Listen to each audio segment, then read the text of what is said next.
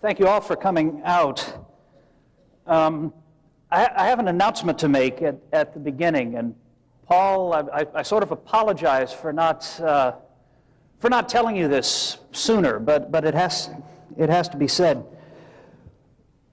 Well, I was doing preparation for this debate and looking up various things and trying to come up with various arguments and counter-arguments for the points that I knew or that I thought that Dr. Hovind here would raise.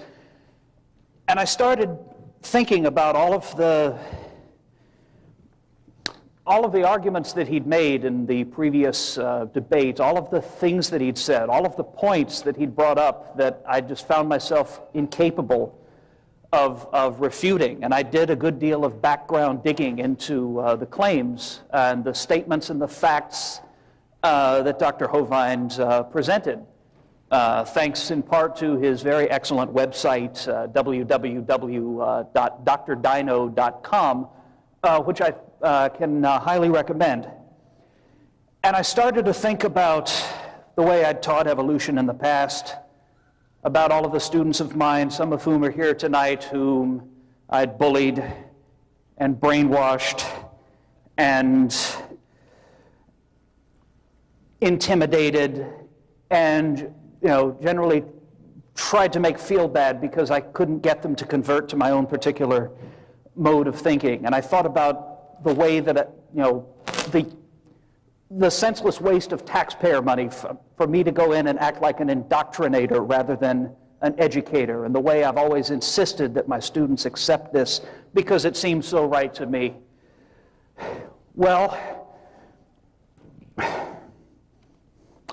this is not particularly easy for me to say. It's not always easy to talk with your foot this firmly planted in one's mouth, but I want to make a public promise right now.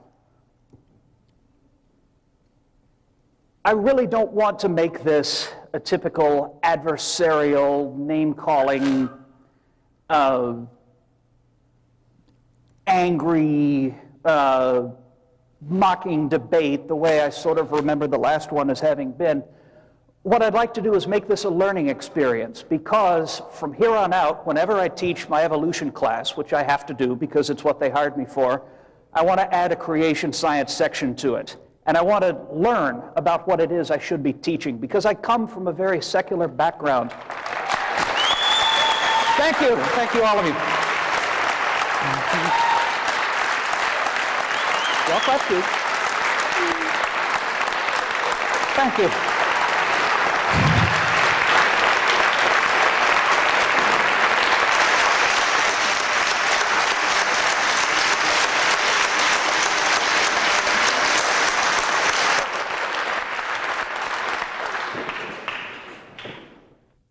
Wow. Think still on? Great. The high school I went to was a public high school in Louisiana, great education capital of the world that it is. And things like this just weren't covered in weren't covered in my high school. One friend of mine was actually taken to after-school detention for saying the name of Jesus out loud. That's what the atmosphere there was like, I kid you not.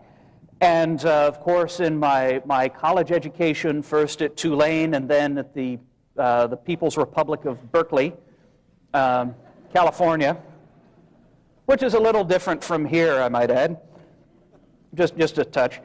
Of course, I was not exposed to things like this. So the reason I came here was not so much to defend my own case, because evolution is far past anything that I could say to defend it. What I really would like to do here is learn some of the things that I should be teaching, some of the things I should be presenting, and the ways in which I should be presenting it, to make sure that all of my future classes are even and open-handed and non-intimidating to people of all persuasions who should happen to take them. And so I really don't have anything else to say. I ended up not presenting a particularly strong defense, and I hope this doesn't upset the presenters. We were told to make this a debate, so in my own feeble way, I will do my best to answer any points that Dr. Hovind here brings up. But what I would like to do, and what I hope some of you will do, is simply to make this a learning experience for all, for us to learn about, well, in my case, learn about what I need to be covering better, which is the creation view.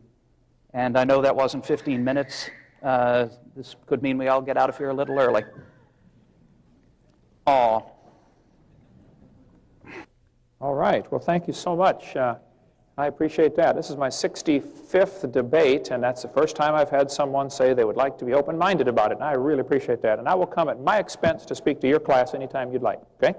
Let me know.